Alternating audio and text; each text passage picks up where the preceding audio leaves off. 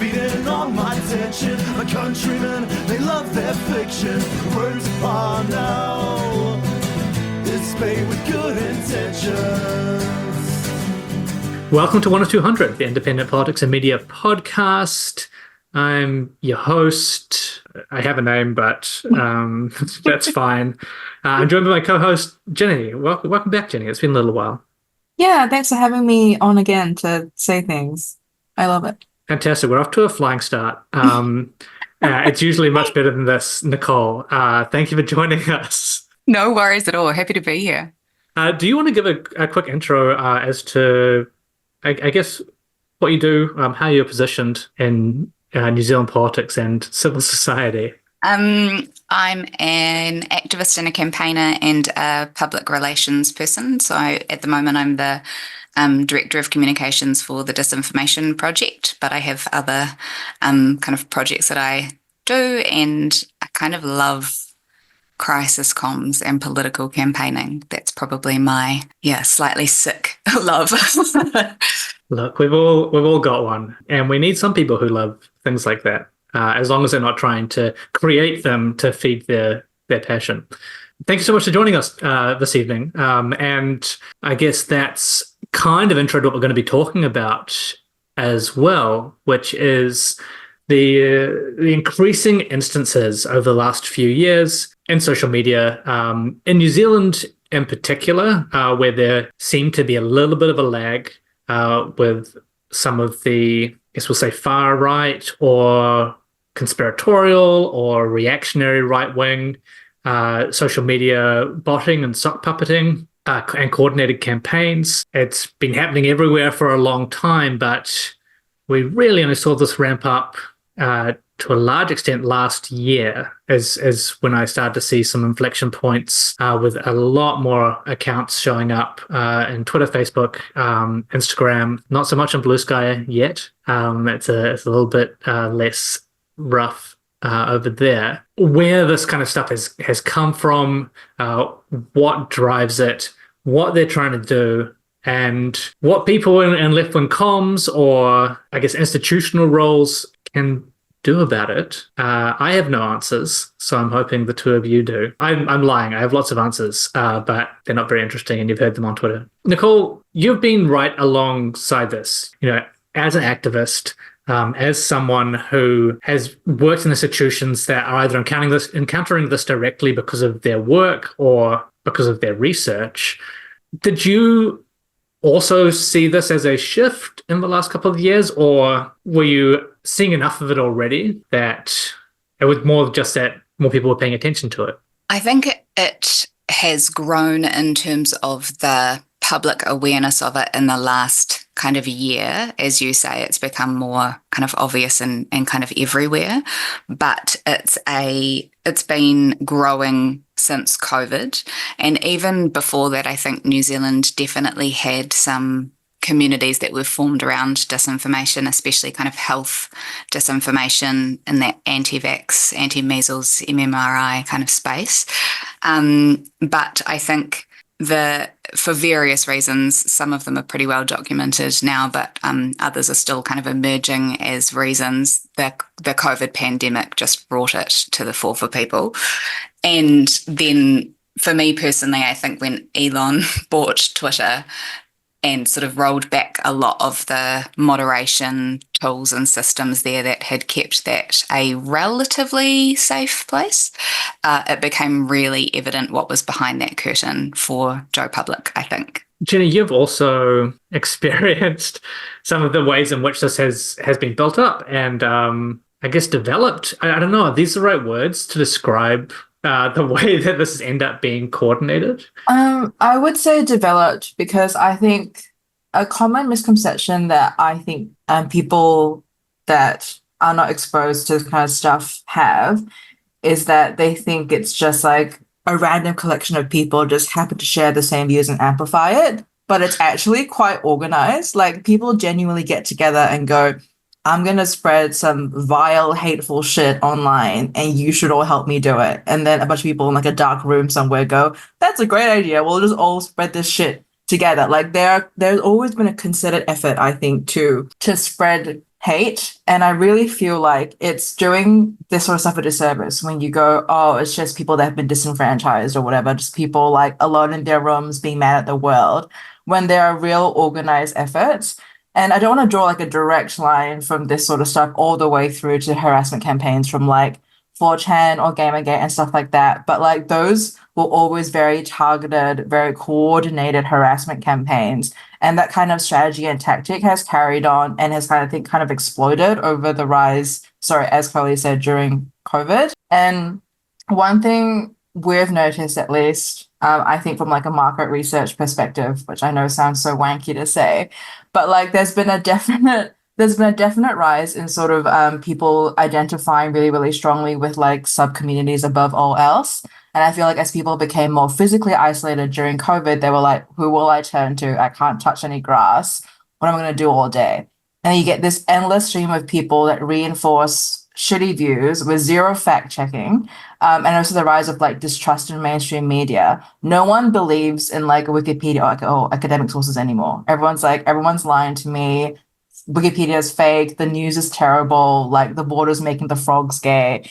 And people will amplify and believe in those things and push them out in a very coordinated way. And whether or not it's people that know that it's bullshit and just want to stir the pot, or people that genuinely believe that stuff in like a tinfoil way, I think that kind of stuff is irrelevant. The motivation is irrelevant. The reality is that people use coordinated tactics to harass people on, I would say, it's going to sound really weird, but like, it's definitely like, I feel like a right to left shift. Like, I think people that are conservative, there's been a prominence of conservative groups engaging in this sort of behavior against people that disagree with their particular type of rhetoric.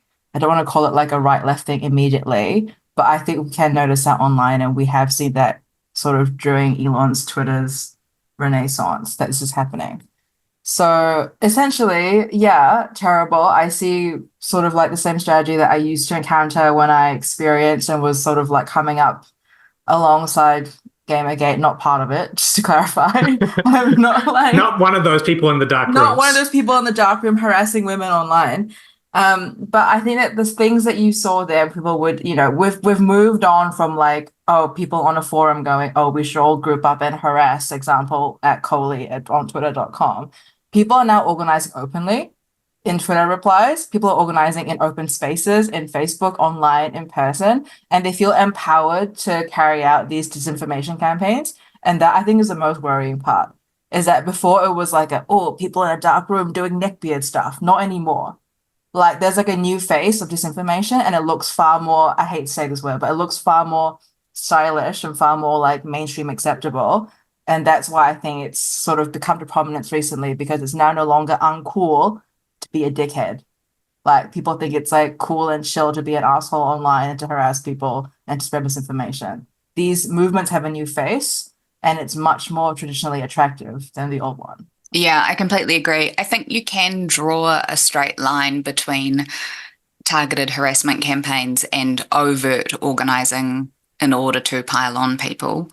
To use a global example, the sort of Matt Walsh make pride toxic approach is something that was overtly discussed, organized, you know, on podcasts in the open, on social media, that their strategy was if you were a brand and you were supporting pride, they were going to organize their followers to give you so much flack that it was just untenable, either not safe for your staff on the front lines in places like Target or wherever in the States where they're doing pride displays, or the people that are responsible for checking social medias and getting all of those threats and stuff like that, just to make the idea of doing anything that was overtly supporting pride, particularly trans rights and affirmation, to be just a huge undertaking that even the largest of brands starts to sort of wobble, staring down the barrel at, you know. And that's really evident in New Zealand in terms of shared tactics around organising, shared tactics around who gets targeted. So we see Pride and Pride events getting targeted, and brands that are doing kind of affirming and rainbow-friendly policies and being loud and proud about those on social media get targeted.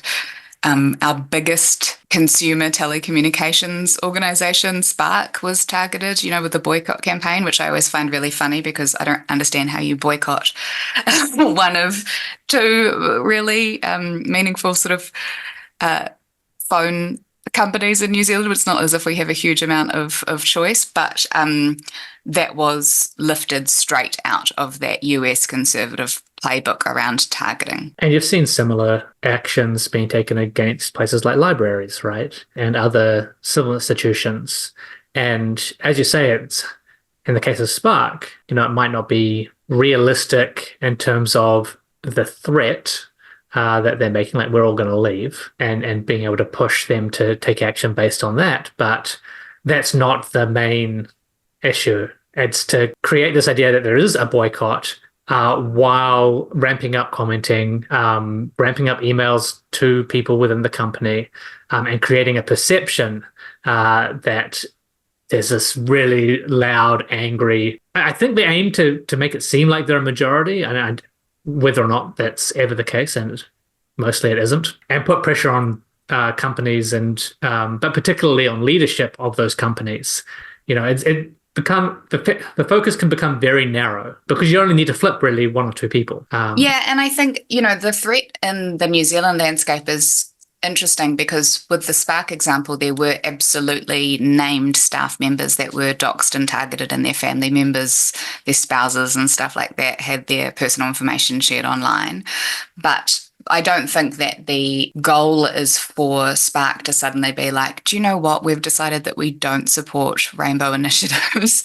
It's that when they're looking at their content planning for the year and their resource allocation, they just suddenly stop doing any controversial topics. And that is exactly what these groups want. And so when we talk about what left-wing communicators and progressive public relations people, or people that are doing engagement for their organizations, that's the kind of key takeaway that I say is like, just keep talking, just keep doing, if your values are about diversity or your values are about inclusion and accessibility and stuff, keep doing that and just start to expect that you're going to get some flack for it, plan for that, but do not back down. At a very cynical level as well, it's about reducing the stuff to an economic argument, right? Like, we can't afford to do this because we do not have the resource to be responding to be protecting our staff, to be putting people in safe houses. I don't know if that's something that needs to happen in New Zealand really, but it's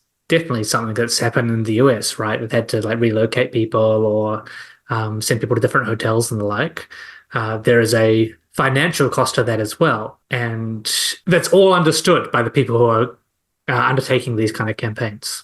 Yeah, I completely agree. And I think that the kind of pushback from organisations that have for years benefited from being perceived to be diverse and inclusive has to be that when they get pulled up on those values, they stand firm in them.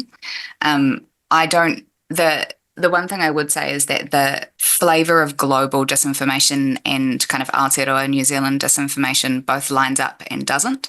So there are some ways that the kind of anti-trans rhetoric is something that New Zealand is definitely in lockstep with the UK and the US in terms of, but we also have our own unique flavours of disinformation, which at the moment we're seeing around Māori sovereignty and the treaty and things like that. So, I mean, that's not to say that they don't have anti-Indigenous disinformation in other countries. Look at what happened with The Voice in Australia. But New Zealand both kind of has our own unique flavours and also some sort of carbon copies of global. Yeah, the anti-Indigenous stuff here as well, you can see very clear links in regards to the communication strategies that they employ here. And these are just the kind of things that become dead giveaways that there's a coordinated effort here. It's not just a whole bunch of people who are being racist together. There was some really, this is the kind of thing where you get into the details and you start describing it as interesting and you're just like, but I'm not a piece of shit. But it was interesting to make the connection between some of the anti-gang rhetoric coming out last year as we move towards the election campaign, and the Islamophobic rhetoric that you see in places like the UK about, and very, just now recently in the US around the Islamophobia maulification of towns. And they would just be like, oh, these are gang towns, they've been gangified, like using exactly the same kind of comms patterns, but using the gang's moniker to tie that to Māori. And then through that, with co-governance, talking about the Maorification of New Zealand. And you're just like, wow, what the fuck is happening here, and why is no one talking about it? I've seen this happening over the last 10 years. Well, no, even longer than that, because so much time has passed since the Iraq War now. But this is stuff there's a playbook for it, and it is being employed. And you can see that across different issues as well. So the same playbook that was deployed against mostly gay men in the 90s was that they were pedophiles, that they were grooming children, that they were backed by a shadowy group of elites in the arts and media, and that ultimately, affirming gay rights or rolling back legislation that was homophobic would be ushering in a deviant undertone to society that would be ultimately dangerous for children and families. And we see those exact talking points being deployed against trans people, primarily trans women. And I think possibly these groups just think that we don't have particularly long memories. But I remember, in the kind of lead up to the Civil Union Bill passing 1,000 years ago, the Maxim Institute, which was a conservative-backed, quote-unquote, research group from kind of, I guess, private corporations that held personally quite conservative views, would put money into this think tank. This is while Greg Fleming was the CEO, right? Very much so, yeah. And all sorts of like Pumpkin Patch and some of the McDonald's franchisees, if I remember correctly, were sort of the funders and the stakeholders. They paid for advertising in all of the daily newspapers, full page sort of publications of, again, I'm saying research and scare quotes here, that linked homosexuality to pedophilia in the weeks before the bill was due to have its final reading in Parliament. And, that presented itself as being hard science, as being well researched, well laid out, and put in people's mailboxes. And that absolutely is disinformation. We know that now to be false. But that same kind of tactic of dominating people's views with paid advertisements and clickbait and stuff like that, having pseudoscientific talking points is, again, something from that playbook that we see happening now. I think one of the major shifts that I've noticed over the last couple of years, being someone who's horribly immersed in this space, is, you've always had these large organizations, whether they're political parties or think tanks or mega churches or cereal companies or whichever, who've done this kind of thing, right? And we have a really long history of horrible little astroturf organizations here. We've been doing this for ages, like putting full-page advertisements in with outright lies and getting this disinformation out. That chronology has been there for a long time, and that, as you say, that playbook has been well-trodden.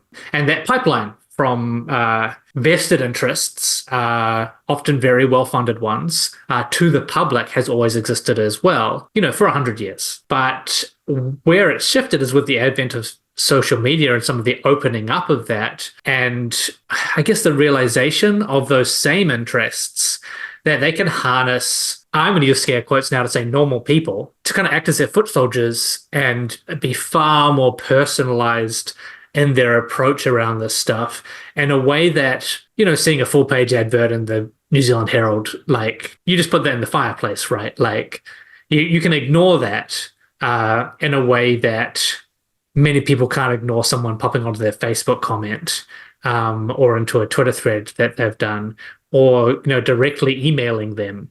And I think that's the stuff that has come out of, 4chan and Gamergate that you were talking about, Ginny, where both these things have existed, right?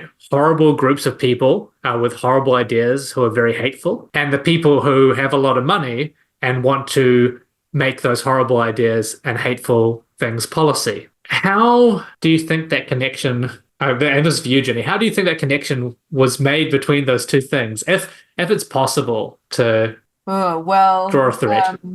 I want to talk about Reddit very briefly, which I know is going to make some people just like decide to stop listening to the podcast. Because Reddit is like what Reddit is. But just maybe like 6 or so months ago, there were a bunch of posts on, and this is geographically specific, on /r/Auckland about crimes against racial minorities. And by minorities, I mean every race minority apart from the indigenous people of Aotearoa. So there are a bunch of posts made by people saying they were assaulted in Auckland Central or in some other part of New Zealand, and they would post these like fake photos of themselves having been in a punch up. And some people figured out on /r/Auckland that these were just like reposted images from someone that was actually assaulted in London a couple of years ago. And people were just spreading these fake images around attached to their own personal posts about how they were assaulted by someone who in the comments, and when the comments were like, oh, this person that assaulted me was Maori, like no one fact checked that. People just went, oh, that's awful. So sad to see that like you're having violence visited upon you by someone who is Maori. Obviously, like if you had half a brain cell, you'd be like, this is insanity. There's no way this stuff is true. But like the subreddit really sort of was captivated by this for a while. Like people really believed that there were like indigenous people carrying out hate crimes against other races that were living in Aotearoa, which again, just mental, just completely mental, right? But I noticed a pattern, and I'm sure I wasn't the only one as well. There are people that actually posted about this on /r/Auckland at the time, that a bunch of the commentators in these individual threads about assault or crime or whatever else people were implying, they were all their comments were on other similar posts. And they were all saying the same inflammatory stuff about Indigenous people, like copy pasted word for word. And so that to me, obviously, that's no coincidence. Like these people have all unrelated usernames, like they're all just either like they're either like transphobic jokes or like homophobic jokes or like racist jokes in their usernames or whatever. And they're all saying the same stuff on different posts. And these comments, some of these accounts are still live today.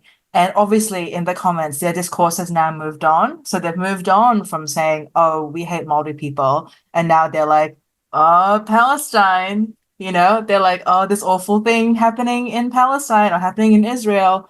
Like, so these people, if you follow the comment threads, and there are thousands of them, they're all alive right now in the /r/Auckland subreddit. If you go to any of these deleted posts that are like mostly tagged #rant or something, you'll see a bunch of users who are still active who comment only on what's like the flavor of the day, basically, in New Zealand's consciousness. And it's always the exact same inflammatory stuff, like no difference in the words whatsoever. So to me, this is obviously called data astroturfing. There's no two ways about it. There's no way that like 12 to 25 people will have the exact same wording in their comments, in the exact same threads on the exact same subreddit. Like that's just too much. It's not a coincidence. And what I would say is, in terms of the connection, if I'm an evil communications company, which we're not. We're not that. I want to 200 I'm media. not. And Eagle Communications Company Limited. Yep, go on. If I was ECC LLC, and I had a client who maybe had political aspirations and wanted to push a particular narrative, and the client said to me, hey, look, here's my stance on this modern day topic. Here's my manifestly morally wrong stance on this topic. How can I convey it without me directly saying it, but in a way that makes it seem like I've got the support of the people, and that what I'm saying isn't some freakish view, but actually it's just what people are actually thinking. If I'm Evil Communications Company LLC, I'll go, okay, you know what you should do?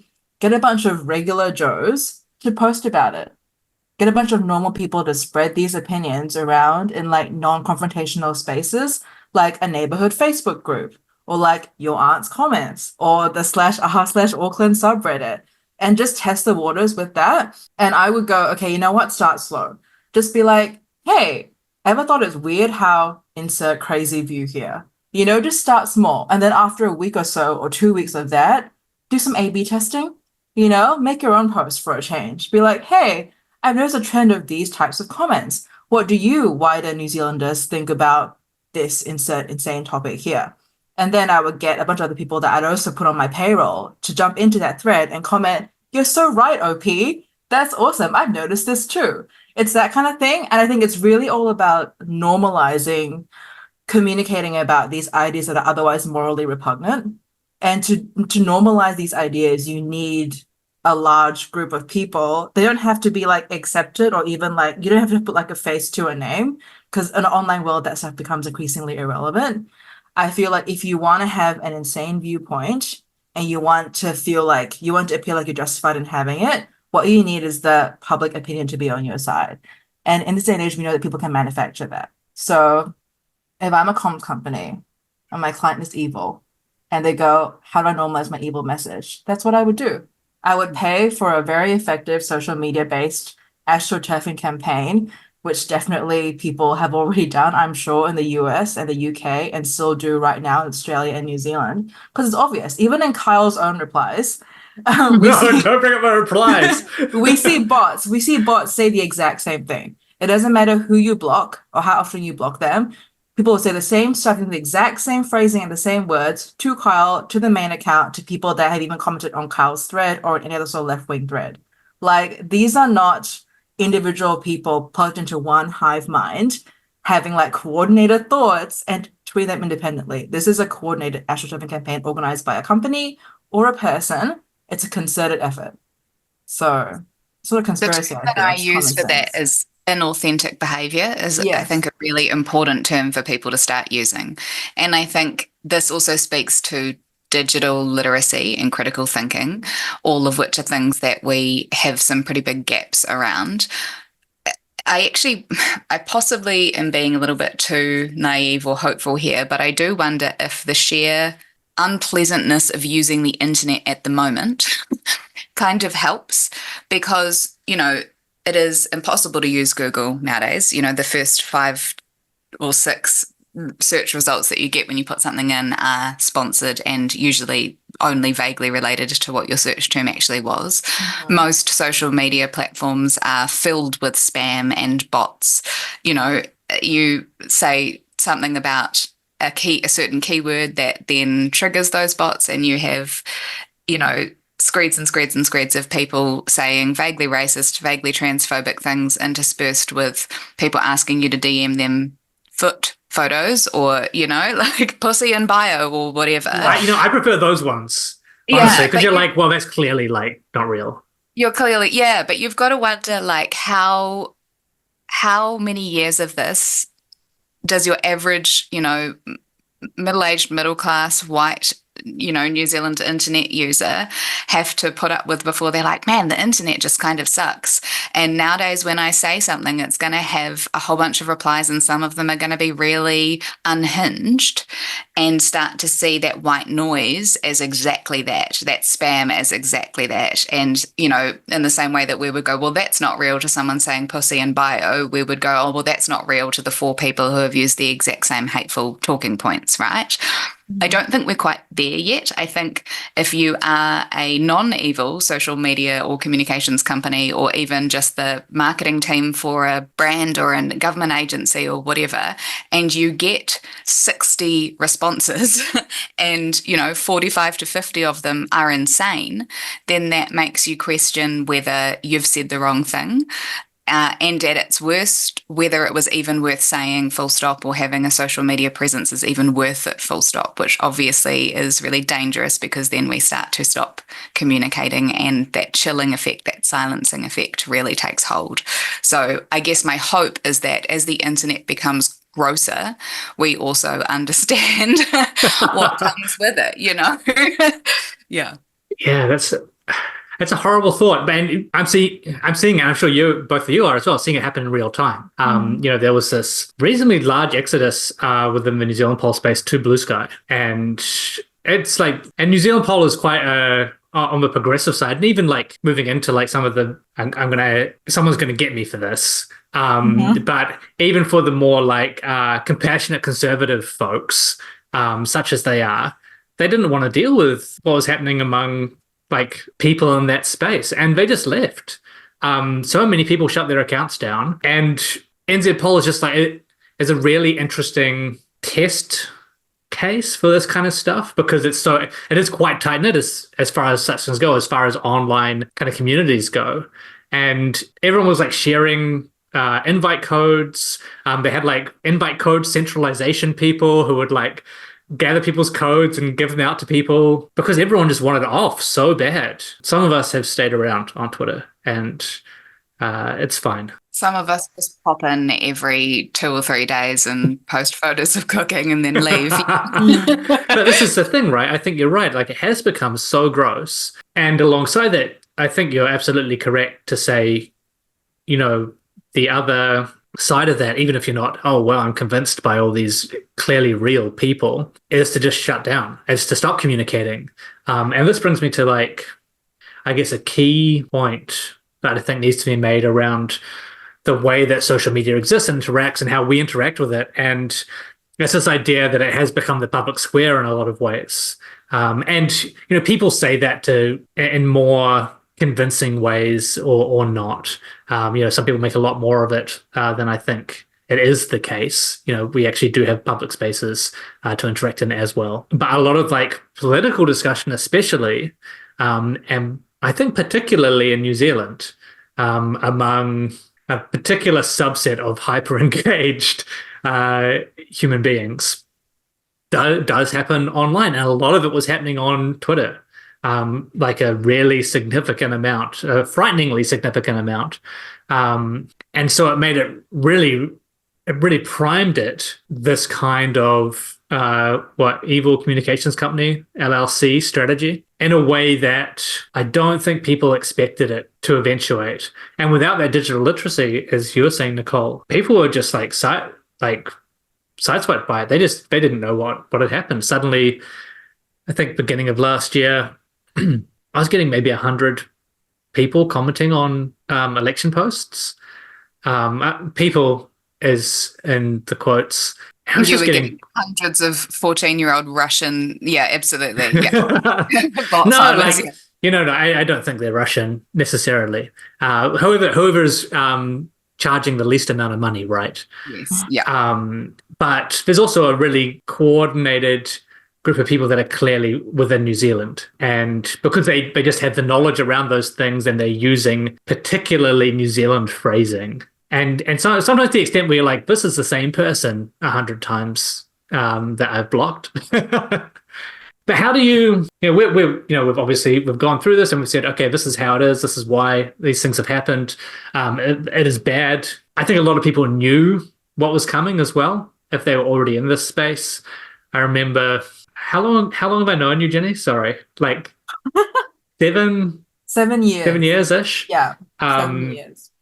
Around the time that we were both doing covering esports stuff. Sorry to bring that up. There was a a keynote address by this game designer called Raf Costa about social media and social gaming platforms. He was saying, look, there's some bad shit coming. We have seen it all because like working in these massive multiplayer online games where people can be anonymous and get very close to people because they become like a replacement for in real life social interaction, and then horrible shit happens. And some of the stories he has in this address are just like, even now, even in the current state, when we have like libs of TikTok and like some really horrible, like real life examples of sarcastic terrorism being driven by like huge social media apparatus. That stuff, on some level, it's more understandable for why it happened than some of the stuff that Raf Costa talks about. Of like on a somewhat lighter note, I guess, they had like this term which was time till penis for any new game that they had launched and they were doing the social kind of moderation for. And it was how long it would take for people in the game to use the game assets to draw a penis somewhere, which is like... God bless us. Traditions are important. Right. Like, it's not... For the old days, but you had to create out of fences, or like everyone would stand there, like get a whole bunch of people, avatars standing in a circle or something and making a penis shape. But it was like a social media like ticker that they had on each of their projects. That was generally like a good indicator of how well they were able to moderate, and how well they've been able to predict the kind of behaviors that were going to show up in the social space they created. And all the warning signs were there, and there were potential ways to moderate for them, and it's become so much worse. I think part of the difficulty is that, as we've mentioned, all the issues with being literate around tech and digital online stuff, it's become increasingly difficult, I think, to realize, unless you're interacting with a bot all the time, that an account that has a human's face and a human's name and not just like a string of numbers is actually a bot and not a person. And I think that Twitter potentially, this is my unscientific opinion as someone who has used Twitter for a long time. I remember when I first got on it, I came from LiveJournal, right? And I went onto Twitter and I was like, here's a bunch of humans. I'm talking to a bunch of humans that I know. And I rarely ever ventured outside of my immediate community that I knew from LiveJournal. We were just people being people online on Twitter. And it was just like we just shifted where we were organized from LiveJournal onto Twitter, but we were just people doing people things. And I remember the first time I ever encountered like a bot or like a inauthentic interaction in my immediate social circle was around the Gamergate times, I would say. Before that, you could almost, I want to say, one-to-one verify that someone that you were tweeting with was a real person. But the minute we saw those harassment campaigns become more organized, people started to employ things like bots back from those days until now, that's when the waters really got muddied. And I can see why the average Twitter user might not actually be able to detect when they're being talked to by a bot and when they're being talked to by a concerned Pākehā citizen of New Zealand expressing some questionable views around the genocide. You know what I mean?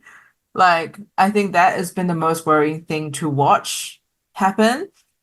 And now that Blue Sky has opened its doors to everyone, like, I think within 24 hours of that happening, I saw some outrageous stuff on there, like just some like horrific, like Twitter level, like early Twitter days level stuff on Blue Sky. And I feel like even though Blue Sky is supposed to be better at moderating, it actually isn't. And I kind of worry that we are just bringing the same bot problem over from Twitter onto Blue Sky. We're just shifting where stuff is organized now. And that we are just unable as a group to effectively detect when we're having these inauthentic responses. And so by and large, they're going to get through and be transplanted from one medium to another, just ad nauseum, basically, for as long as discourse as a thing actually exists. And that I'm really worried about, even though I'm someone that I consider myself to be reasonably literate digitally, but I work with so many people who are just not. And unfortunately, these people occupy reasonably influential positions in the corporate world and also within New Zealand. And so in my mind, if these people are so easily hoodwinked and they're considered decision makers within our local apparatus, that is worrying to me, right? Like, how can we educate these people in a way that they are receptive to? Because I feel like that subset of person is not receptive to being educated, but they're also the ones that are in need of it the most. Like the ones that are falling prey to disinformation are our decision makers. The ones who are also choosing to spread disinformation are unfortunately other decision makers. And that's like the issue that we have here. I think uniquely, at least right now, it's just like, it's just a cesspool. It's a cesspool. It's terrible. Yeah, I think I have to hope that the tech kind of growth for growth's sake ethos that's really dominated in the last few years, and I think has directly led to the grossness of all user interfaces. Even Instagram is really hard to use now, in order to see the things that you actually want to see, you have to scroll through dozens and dozens of ads and loud auto playing videos and all sorts of stuff, I think, we kind of have to, as consumers, be a little bit cleverer about what platforms we custom and what, I guess, the sort of advertisers that we see on that platform, what standards we hold them to. So that was something that was really interesting around Twitter, advertisers deciding, actually, hang on, we don't want to be associated with, 50 bot replies about porn necessarily, and I think that stuff is really powerful if we're going to lean into capitalism, Oh boy. if we're going to lean into sort of, capitalist solutions to capitalist problems, then actually, putting our money where our mouth is and taking our custom elsewhere is really important.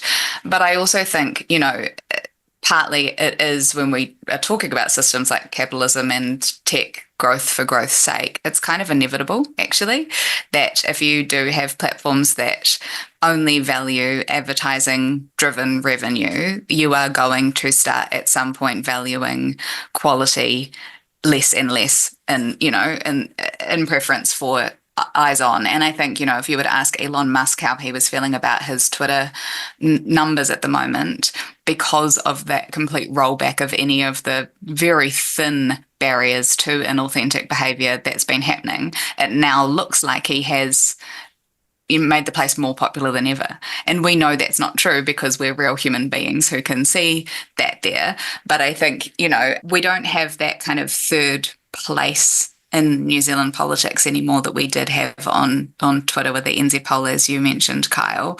I don't know that it is blue sky. I don't know. What I've noticed is people being kind of gently grieving and not having the words for it, which I find really interesting. There was a farewell panel in Auckland. It was like farewelling the bird or burying the bird or something like that.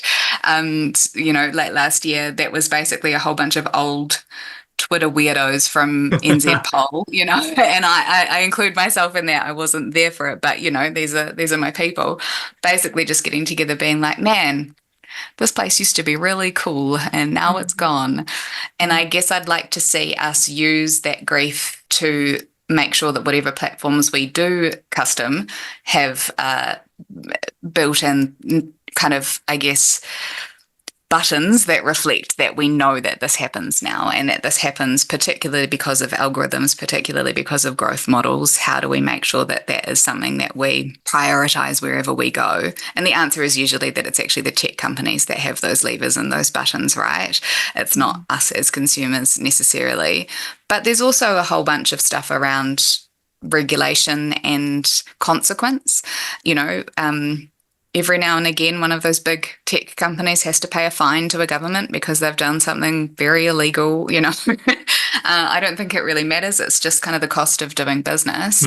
But you've got to wonder whether those techniques are being employed in the way that they actually best could be. In New Zealand, we do have multiple pieces of legislation that sort of fit together to form theoretically some kind of shield to dangerous speech and harmful online interactions and targeting.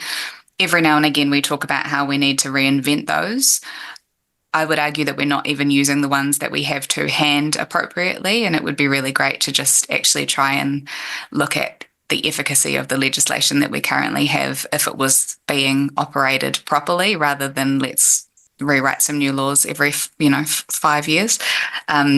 But yeah, I think in New Zealand, we have the smallness, I guess, and the slight distance from all of the growth stuff that's happening globally to be able to have a small heads up about where stuff is heading. And I think we need to use that quite wisely. Yeah, I agree. I think that distance is rapidly shortening, though. We've gone straight from what happened with The Voice in Australia to having this Te Tiriti referendum stuff occurring and running exactly the same lines. And as soon as a number of us saw the stuff happening in Australia, we were like, hey, it's coming to New Zealand. And then politicians somehow just weren't prepared, by and large. That's not obviously true of everyone, but what's really interesting is that, we're talking about the ways in which these spaces are almost destined to become horrible. we're all still here in some respect because, there's still communications apparatus. And even if we all chose to opt out, as Ginny was saying, like, that doesn't really matter because that doesn't mean the people who are being impacted by it in powerful roles are going to opt out as well. I think there's slightly more power in that, though, in that decision makers like to know where their people are. So, NZPol was fascinating in that it was not representative of New Zealand kind of political views. It was far more progressive, far more left-wing than your average group of Kiwis or whatever. But politicians and decision makers knew that that was a key group because they were very politically literate, really switched on, and usually quite kind of engaged in that stuff. And if those people keep disappearing after, they land somewhere and then a swarm of inauthentic activity follows them, then I think you have to hope that decision makers will be at least looking to see where the real humans land. There was this really interesting video, I think it just came out in the last couple of days, and it's a US rep, I think, having to talk to some of the people who have attached to his rhetoric and just having this kind of dawning look on his face going like, oh, fuck, like these people don't believe in institutions at all anymore. Yeah, it started out with like, oh yeah, we need to vote these people out. And then his supporters were like, what do you mean? Like, we're not going to vote. Everyone has to go.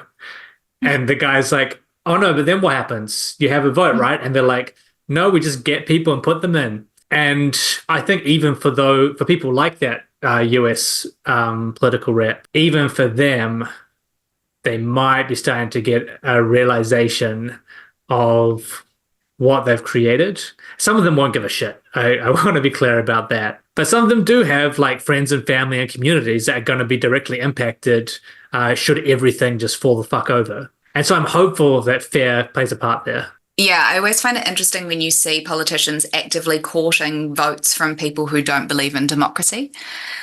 And, that kind of the perceived group of elites, shadowy elites that supposedly run all countries, sort of that rhetoric falls away when they find a politician that they like.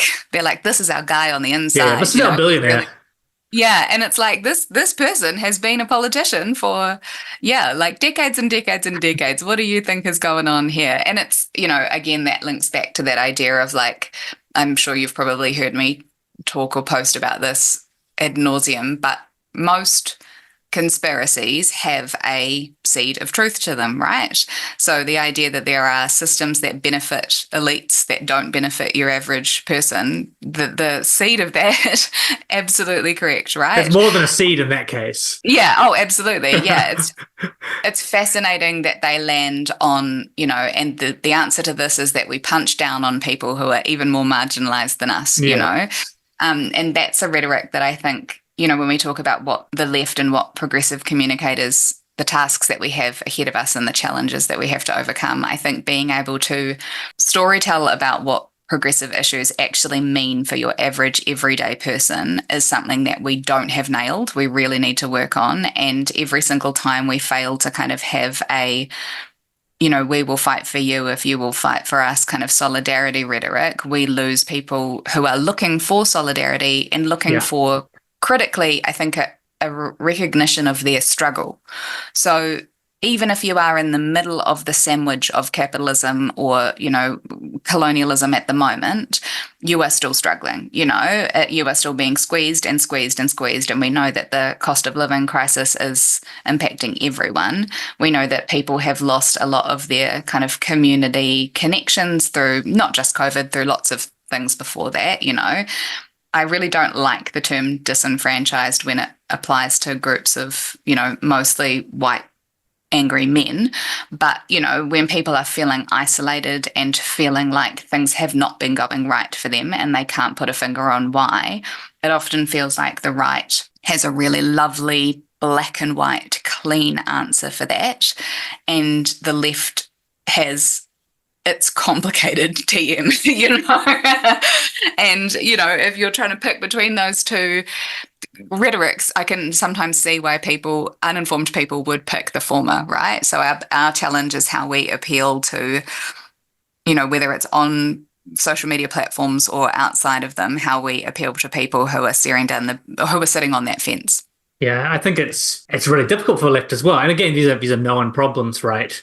When we tend towards, okay, the nuance is this, because it allows that fracturing, right? And it allows inauthentic behaviors to run pretty rife. And, this may show up as like, oh, but what about this group? Like, why aren't you talking about this? And you see this like every day on Twitter. If you post about any specific group of people, someone will show up, and I say someone, but who knows what it is, saying, oh, I see you're posting about this, but you haven't posted about this in the last 24 hours. Tell me about that.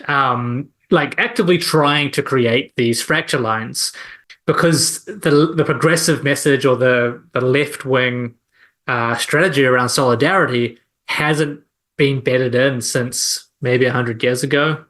We're starting to see some changes to that in union movements in the UK and the US, and in Scandinavia now as well, across Europe. But we've got a long way to go, and especially when it comes to social media stuff, because the way in which people have retreated to their specific communities out of a sense of safety, completely fair, means that they can also be very easy to target with this stuff. And the evil communications company knows that. And I don't know. I guess the other side of that as well is that the left has been very, and maybe I'd say particularly in New Zealand, has been very hesitant to dip its toe into populism in any form. It's become a very bad word, usually tied to kind of like Waitakere man or like other kind of racist stereotypes. Like if you're not bashing immigrants, you're not being populist kind of thing. But positions are shifting on a whole bunch of like quite progressive economic policy. There's a whole bunch of stuff out there that could be grabbed onto and used in that way. And I wish the left as a wider grouping was willing to do that. In terms of the current state of affairs, though, we have these a wish list of perhaps what we would hope to see from leaders or institutions in this space. As far as tech companies go and capital goes, they're not going to do it. They're not going to come to our rescue on this. They're not going to give us those moderation tools. They're likely to strip more away. They're very easily able to pivot to claims about free speech, in bad faith to justify what they're doing. The political landscape is fractured. Community is kind of at one of its worst stages in a long time. The advice I always give to politicians and media in particular, who are kind of at the forefront of a lot of the stuff of like the abuse, is just to turn the comments off and turn off replies for people that you don't follow. But it doesn't, that's just like a understanding of what the environment is and that it's not going to change, and using stopgaps. What, as a whole, as a set of institutions, for people who are in leadership and decision-making positions, what should they be doing beyond just protecting themselves? Because that seems like where I end up a lot of the time. Is like, no, just stop communicating with people online, which has its own serious issues. I kind of think that is the answer sometimes. It's not the end of the answer, because online is important and it has become we can't undo the fact that that is now one of, if not our primary kind of forms of communication, especially from state apparatus comms channels and stuff. You need to be able to go online and find out what's happening, ranging from when your rubbish is getting picked up, or whether it's glass or, plastics recycling, right through to, information about policies and upcoming elections and stuff, right? Right through also just to engage with your people and have all of that kind of lovely community building stuff. But I think you phrased it as like, what's the wish list for decision makers and organizations? And I actually think I spend a lot of time talking about how organizations can build resilience to disinformation and those kind of tools and strategies. I think for a change of pace, I would say that the wish list is not on some level just for decision makers, it's for communities and for people. And so to reframe the question, it's like, what's the wish list for our communities and our neighborhoods and our, friends in whānau. And it's sort of like log off, actually. I know that sounds overly simple, but we've retreated in the last 3 or 4 years. And some of that has been really understandable. And at the moment, if you are unwell or immunocompromised, the idea of going and, hanging out with people and stuff like that isn't cut and dry. And so I'm not trying to suggest that it is. But I think for people who have started spending more time in their own bubbles for very good reasons over the last few years, I think that the call to action is to, however you can, safely expand your networks and your horizons. Something that I always find really funny, I don't know whether this is just me, but I always get like prepper nonsense targeted to me in advertising through the algorithm. I always get like, yeah, I don't know why. I think it's because I'm a gardener, but I get like, 101 off-grid, survival projects that you can do or whatever. And I always think like the number one preparedness or survival thing that you can actually do is go and talk to your neighbors and have them know you and you know them, and maybe they have your cell phone in case they see something weird going on, and I think people who have experienced natural disasters, I hear a lot from friends who survived the Christchurch quakes that's like, no, the thing that got us through was that the neighbors organized, someone had a generator, someone else was doing the cooking, someone else was saying you can use our bathroom, whatever, all of that kind of that real connective stuff that happened online with COVID. A lot of people were organizing isolation kind of, care parcel drops and stuff like that. So we know we can do it both on and offline. And I think now that we see that divide growing between kind of people and perspectives, I think that the impetus is on us as leftists, as progressives, to get out there and connect with people that don't look like us or act like us or hold the same beliefs as us. And the social cohesion benefit is that when people get served something through that algorithm that dehumanizes a person or an idea that is foreign to them, maybe they have more points of reference for that because they, are living in a slightly more connected neighborhood or community. And it sounds overly simple, but it truly does make the world of difference, I think. Yeah, I think there's an important point within that as well, which is one of the other goals of these kind of behaviors online is to make us think that everyone else is like out to get us, right? It is to drive fear and make you think that you don't have anything in common with the people around you.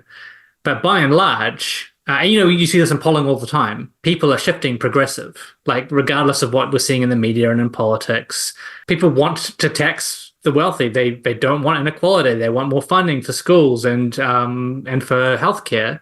They don't want our rivers to be polluted. They want to be able to swim, all of that stuff. Absolutely. But most people share similar human values to each other. And yeah, I think the online experience has intentionally tried to drive people away from that understanding. So I think you're absolutely right. Disinformation benefits from us being frightened of each other. And disinformation grows in that gap between connection. And so when we think about the fact that we are largely as a society, especially in Aotearoa, starting to trend progressive, I'm not worried that, people who are bigoted and hateful and believe in white supremacy, I'm not truly worried that they will win the battle for hearts and minds because clearly they are, awful people with terrible ideas. I'm worried about that gap that grows between them and the schism between the people who want more progressive outcomes and things like, mana motohake, and people who are a minority, but who have come to truly believe in a splintered reality. And that gap is the bit that I think should scare leftists, right? Yeah. Yeah, I was just gonna say, less from an individual activist perspective, maybe less from a leftist perspective, but more from maybe like a institutions and groups perspective. There is so much of modern advertising is just like stuff that is being pushed by groups that are participating in disinformation. Like I cannot tell you how many sponsored posts and searches and dynamic ads, and even like LinkedIn collateral is being like paid for by people that have like an awful, morally repugnant agenda.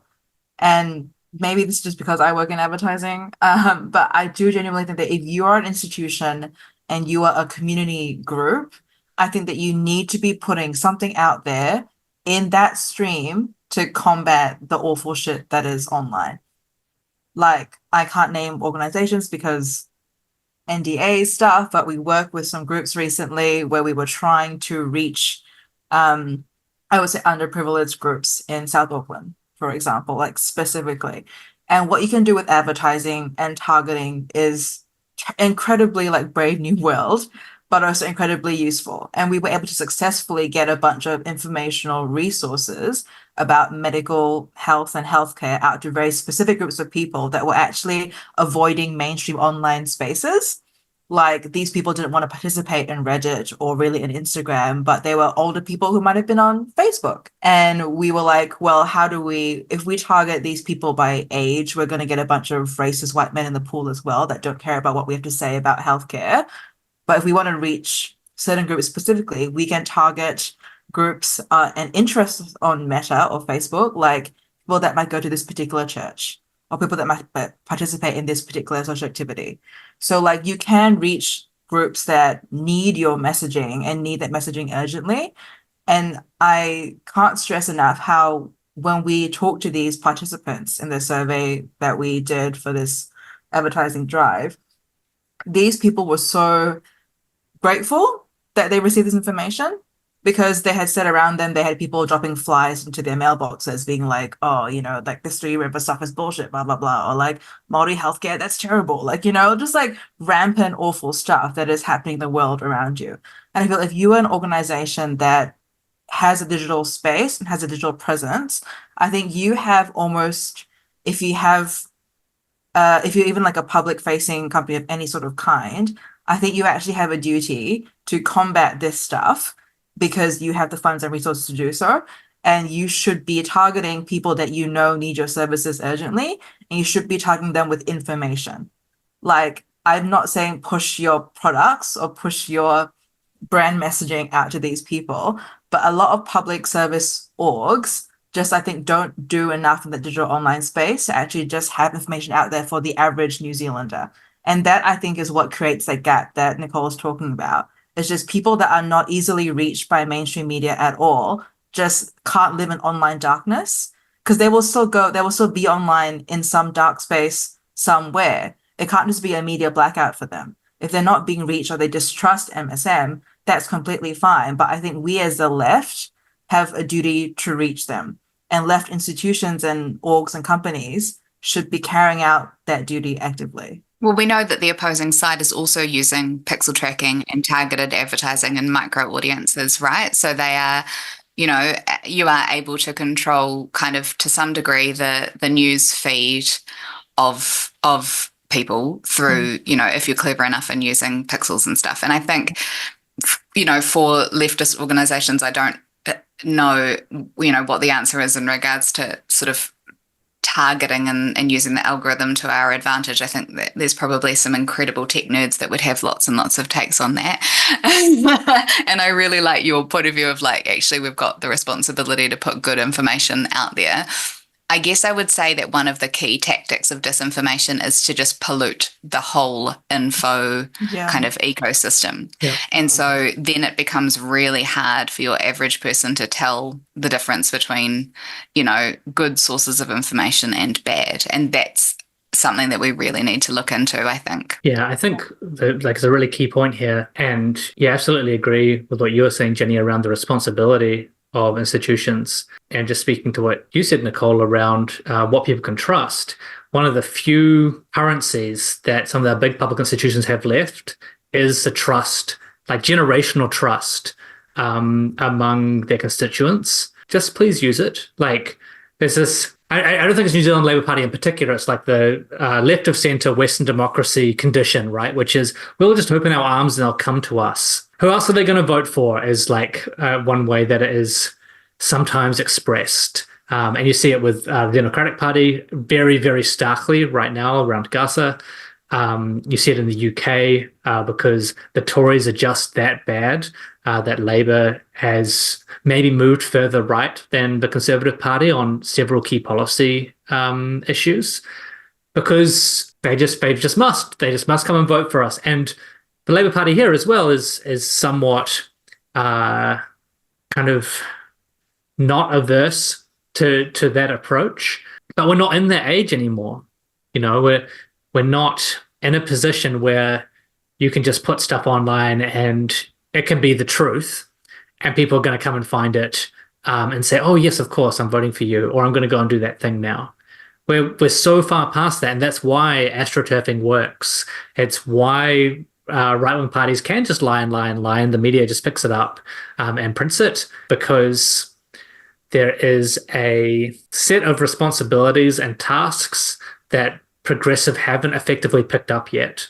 I guess that... I think we're still overly reliant on kind of party politics and state interventions in a way that I think is proven time and time again to be unearned trust.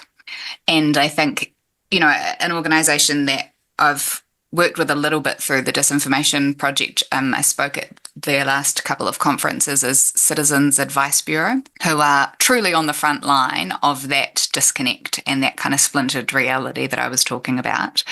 And that is citizen-led, you know, trusted source of impartial information, mostly staffed by volunteers who are retired and have a lot of kind of time and knowledge and passion for their communities. And it runs on the smell of an oily rag. We know that in Auckland, your mayor decided that a fun thing to do would be to turn off their funding source. Just, you know, why not?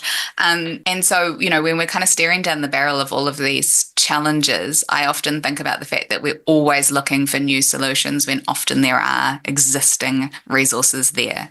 And I'm a huge fan of not reinventing the wheel. Yeah. And it's really sad when you're talking to a group of people who are doing the most incredible kind of coalface work with disenfranchised folks and people who are, you know, trying to figure out how to renew their license, how to whatever, you know, any of that kind of basic quality information stuff. And they're going, you know, what do we do? How can we be better? And the answer is, actually, what you do is you keep doing your job because you do it really well and you're already established and you already have these systems. The answer is not how you do this better. The answer is, how does the state resource you to keep doing the expert work that you are already doing? Yeah, something I often say is, if we gave enough funding to community law, civil advice bureau and libraries, that would solve most of these problems. About like, oh, where's democracy going? Or like, why can no one trust information? Yeah, I mean, just resource the things that would solve that and have been trying to solve that for a long time already. I guess it's indicative that the far right in particular goes after these exact institutions, right? Big time. And I think if we remove it from a social issue, not that environmental issues aren't also social, but, you know, something that came out in Wellington, so I'm a Wellingtonian, and last year there was an announcement that all of the native birds in the region had moved out of the most critically endangered category. So that doesn't mean that there's not still ones that really need some help, but it means that, you know, on the whole, everything had kind of shifted out of the most dangerous zone in terms of conservation.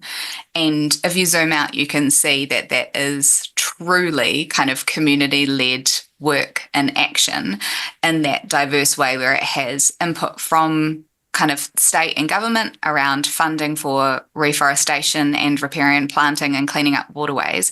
But it's also literally just your dad with some rat traps in his garden and, you know, some people who have decided that they're going to go and clean up the stream and plant some trees that, you know, feed tui or whatever. And after years and years and years of all of that kind of diverse coming together, big and little, you see the impact that it has on the whenua. And I think, you know, I think we can apply that to social issues as well. And I think we can look at the fact that all of the people that are putting rat traps in their yard and, you know, planting harakeke along their awa, they probably don't all vote for the same political parties, right? But they have a shared value around you know, birds and, you know, the beauty of Wellington and all of that kind of stuff. And it's not connected to any one narrative or any one astroturfing anything. It's just this kind of values-based organic change. And I think we can lean into that and lean out of being reliant on people who are ultimately looking to court swing voters and popularism and stuff like that. I think, you know, if we're going to sort of end on a happy note, I would say that there are great examples of best practice community-led stuff happening. We may be just not looking in the right places. And it is a fantastic place to tie it up. Thank you so much for joining us, Nicole. Yeah. You're welcome. It was a pleasure to be here.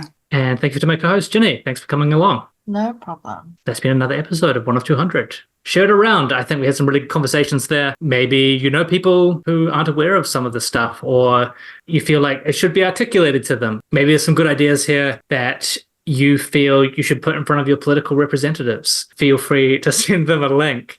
Maybe you're listening to this, politicians, or people with decision-making power. Please take action in the ways that we've suggested, because we're correct. And you can trust us, because we're a trustworthy institution. Oh. We'll be back on the weekend for current events. We'll catch you then. Artificers are denying, living a pointless life, but learning all your lessons. Fucking politics, there's no distinction. The road's apart now. It's paid with good intentions, and I'll admit that I'm at a loss for what to say when they quote this as a cost we ought to stay.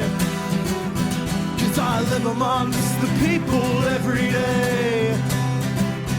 This vindictive, forgetful fucking rain. It feels like we're on the road to hell.